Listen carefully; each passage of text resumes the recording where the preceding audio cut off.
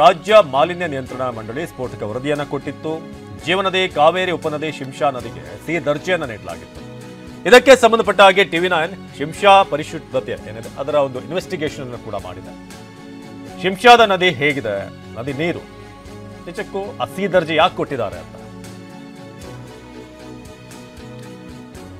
ಇನ್ನು ಶಿಂಷಾ ನದಿಯಲ್ಲಿ ನೀರಿನ ಗುಣಮಟ್ಟ ಹೇಗಿದೆ, ನಮ್ಮ ಪ್ರತಿನಿಧಿ ದಿಲೀಪ್ ಒಂದು ಪ್ರತ್ಯಕ್ಷ ವರದಿ ಕೊಟ್ಟಿದ್ದಾರೆ. ರಿಯಾಲಿಟಿ ಚೆಕ್ ನಡೆಸಿದ್ದಾರೆ, ಬನ್ನಿ ನೋಡೋಣ. ರಾಜ್ಯದ 12 ನದಿಗಳು ಕಲುಷಿತಗೊಂಡಿದೆ. ಇದು ಕುಡಿಯಲಿಕ್ಕೂ ಕೂಡ ಯೋಗ್ಯ ಇಲ್ಲ ಅನ್ನುವಂಥ ನಿಟ್ಟಿನಲ್ಲಿ ಮಾಲಿನ್ಯ ನಿಯಂತ್ರಣ ಮಂಡಳಿ ಒಂದು ವರದಿಯನ್ನು ಕೊಟ್ಟಿದೆ. ಇದು ನಿಜಕ್ಕೂ ಕೂಡ ಒಂದು ರೀತಿಯಲ್ಲಿ ಆತಂಕವನ್ನು ಸೃಷ್ಟಿ ಮಾಡಿರುವಂಥ ವರದಿ ಅಂತಲೇ ಹೇಳ್ಬೋದು. ಅದರಲ್ಲೂ ಕೂಡ ಮಂಡ್ಯದಲ್ಲಿ ಹರಿಯುವಂಥ ಶಿಂಷಾ ನದಿ ಮತ್ತು ಕಾವೇರಿ ನದಿ ಎರಡೂ ಕೂಡ ಮಲಿನಗೊಂಡಿದೆ. ಎರಡೂ ಕೂಡ ನದಿಗಳು ಕೂಡ ಸಿ ದರ್ಜೆಯಲ್ಲಿರುವಂಥದ್ದು. ಈಗ ಎಲ್ಲಿ ಈ ಒಂದು ನದಿ ಮಲಿನ ಆಗ್ತಾ ಇದೆ, ಮಲಿನ ಆಗಲಿಕ್ಕೆ ಕಾರಣ ಏನು ಅನ್ನುವಂಥದ್ದನ್ನ ತೋರಿಸ್ತಾ ಹೋಗ್ತಾನೆ. ನಾವೀಗ ಮದ್ದೂರು ಪಟ್ಟಣದಲ್ಲಿದ್ದೇವೆ. ಮದ್ದೂರು ಪಟ್ಟಣದಲ್ಲಿ ಸುಮಾರು 30,000 ಜನಸಂಖ್ಯೆ ಇರುವಂಥ ಪಟ್ಟಣ. ಈ ಒಂದು ಮದ್ದೂರು ಪಟ್ಟಣದ ನೀರು ಸಂಪೂರ್ಣವಾಗಿ ಶಿಂಷಾ ನದಿಗೆ ಸೇರ್ತಾ ಇದೆ. ಶಿಂಷಾ ನದಿ ಕಾವೇರಿ ನದಿಯ ಉಪನದಿ ಆಗಿರುವಂಥದ್ದು. ಈ ಒಂದು ಶಿಂಷಾ ನದಿ ಮತ್ತೆ ಕಾವೇರಿಗೆ ಸೇರಿ ಮತ್ತೆ ಕಾವೇರಿ ಕೂಡ ಕಲುಷಿತ ಆಗ್ತಾ ಇರುವಂಥದ್ದು.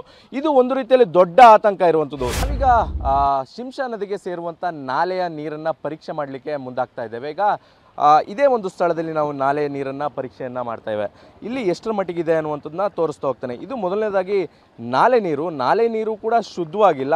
ಈ ಒಂದು ನೀರು ಎಷ್ಟರ ಮಟ್ಟಿಗೆ ಇದೆ ಅನ್ನುವಂಥದ್ದು ಬಾಟಲ್ನಲ್ಲಿ ಹಾಕಿ ಒಂದು ತೋರಿಸುವಂಥ ಪ್ರಯತ್ನವನ್ನು ಮಾಡ್ತಾರೆ. ಇದು ಕೂಡ ನೋಡ್ಬೋದು, ಇದು ಒಂದು ನಾಲೆ ನೀರಾಗಿರುವಂಥದ್ದು. ಅಂದರೆ ಈ ಒಂದು ನೀರು ಕೂಡ ಎಷ್ಟರ ಮಟ್ಟಿಗೆ ಕಲುಷಿತ ಆಗಿದೆ ಅನ್ನುವಂಥದ್ದು ಕೂಡ ಗೊತ್ತಾಗ್ತಾ ಇರುವಂಥದ್ದು.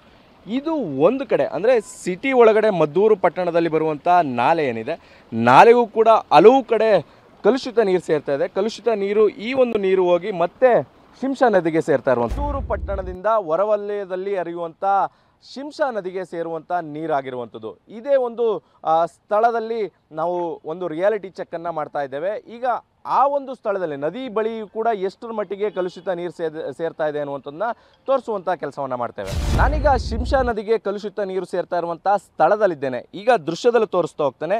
ಇದು ಒಂದು ನಾಲೆ ಮತ್ತು UGD ನೀರು ಎರಡೂ ಕೂಡ ಮಿಶ್ರಣವಾಗಿ ಈಗ ಒಂದು ನದಿಗೆ ಸೇರ್ತಾ ಇರುವಂಥದ್ದು. ಈಗ ಶಿಂಷಾ ನದಿಗೆ ಇಷ್ಟರ ಮಟ್ಟಿಗೆ ನೀರು ಕಲುಷಿತಗೊಂಡಿರುವಂಥ ನೀರು ಸೇರ್ತಾ ಇರುವಂಥದ್ದು. ಈ ಕಾರಣದಿಂದಾಗೆ ಇದು ಸಿ ದರ್ಜೆಗೆ ಹೋಗಿರುವಂಥದ್ದು. ನಿಜಕ್ಕೂ ಕೂಡ ಈ ಒಂದು ನೀರು ಮುಟ್ಲಿಗೂ ಕೂಡ ಯೋಗ್ಯ ಅಲ್ಲ, ಕುಡಿಯೋಕ್ಕೆ ಯೋಗ್ಯ ಇಲ್ಲ ಅಂತ ವರದಿ ಕೊಟ್ಟಿರುವಂಥದ್ದು. ಆದರೆ ಇಲ್ಲಿ ಸೇರ್ತಾ ಇರುವಂಥ ನೀರು ನಿಜಕ್ಕೂ ಕೂಡ ಕೈಯಿಂದ ಮುಟ್ಟಲಿಕ್ಕೂ ಕೂಡ ಯೋಗ್ಯವಲ್ಲದ ನೀರಾಗಿರುವಂಥದ್ದು. ಅಷ್ಟರ ಮಟ್ಟಿಗೆ ಕಲುಷಿತಗೊಂಡಿರುವಂಥದ್ದು.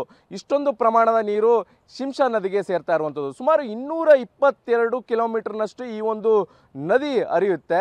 ಆದರೆ ಈ ಒಂದು ನದಿಗೆ ಸಾಕಷ್ಟು ಕಡೆ ಕಲುಷಿತ ನೀರು ಸೇರ್ತಾ ಇರುವಂಥದ್ದು. UGD ನೀರಾಗಿರ್ಬೋದು, ಜೊತೆಗೆ ಫ್ಯಾಕ್ಟ್ರಿಯ ತ್ಯಾಜ್ಯ ಏನಿದೆ ಅದು ಕೂಡ ಸೇರ್ತಾ ಇದೆ. ಈಗ ಈ ಒಂದು ನಾಲೆ ಮತ್ತು UGD ನೀರು ಏನು ಸೇರ್ತಾ ಇದೆ ಆ ಒಂದು ಸ್ಥಳದಲ್ಲಿದ್ದೇನೆ. ಇಲ್ಲಿ ಒಂದು ನೀರನ್ನು ಪರೀಕ್ಷೆ ಮಾಡುವಂಥ ಕೆಲಸವನ್ನು ಮಾಡ್ತೇನೆ. ಶಿಂಷಾ ನದಿ ಬೋರ್ಗರಿದು ಹರಿಯುವಂಥ ಸ್ಥಳದಲ್ಲಿದ್ದೇನೆ.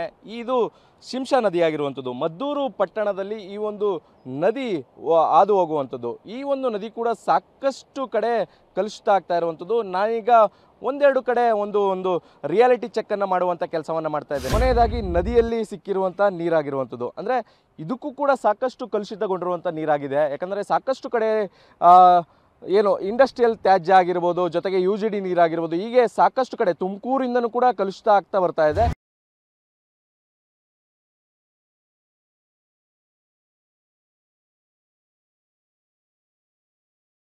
ಅಷ್ಟರ ಮಟ್ಟಿಗೆ ಈ ನೀರು ಕೂಡ ಕಲುಷಿತಗೊಂಡಿರುವಂಥದ್ದು. ಇದನ್ನು ಶುದ್ಧೀಕರಣ ಮಾಡಿ ಜನರಿಗೆ ಕುಡಿಯೋ ನೀರಲಿಕ್ಕೆ ಕೊಡ್ತಾ ಇರುವಂಥದ್ದು. ಆದರೆ ಶುದ್ಧೀಕರಣ ಆದರೂ ಕೂಡ ಇಷ್ಟೊಂದು ಪ್ರಮಾಣದ ಕಲುಷಿತಗೊಂಡಿರುವಂಥ ನೀರು ಶುದ್ಧೀಕರಣ ಆಗುತ್ತಾ ಅನ್ನುವಂಥದ್ದು ಕೂಡ ಸಹಜವಾಗಿ ಪ್ರಶ್ನೆ ಮೂಡಿರುವಂಥದ್ದು. ಕ್ಯಾಮ್ರಾ ಪರ್ಸನ್ ಗುರುರಾಜ್ ಜೊತೆ ದಿಲೀಪ್ ಚೌಡರಿ, ಟಿವಿ9 ಮಂಡ್ಯ.